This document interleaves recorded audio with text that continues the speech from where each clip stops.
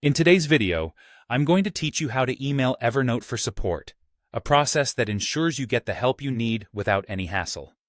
Navigating the support system can sometimes be tricky, but by the end of this guide, you'll know exactly what to do.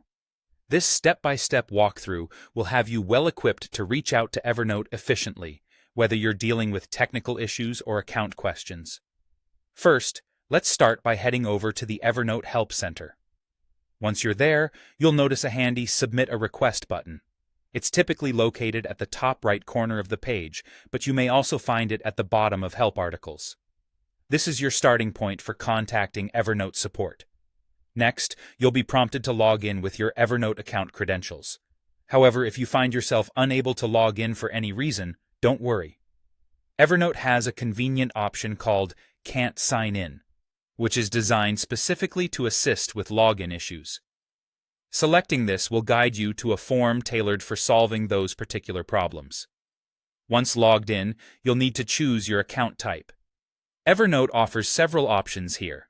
Individual accounts, which could be free, personal, or professional, and Teams accounts. Select the category that best fits your subscription.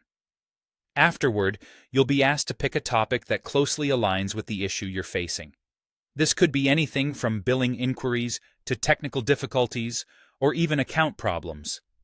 Choosing the correct topic ensures your request is directed to the appropriate support team, which can expedite the resolution process. With the topic selected, it's time to fill out the form. Provide as much detail as you can about the issue.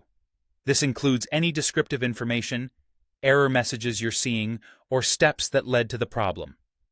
Clarity here is key, as it helps the support team understand your situation better.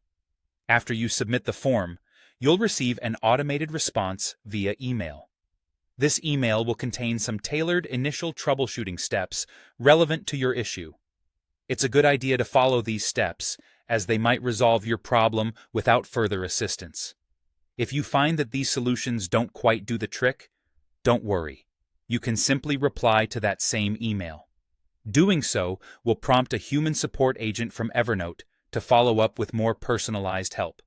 And there you have it. By following these steps, you'll be able to efficiently reach Evernote's support team whenever you need assistance. Remember, the more detail you provide, the quicker your issue can be resolved. Thanks for watching, and I hope you found this guide helpful.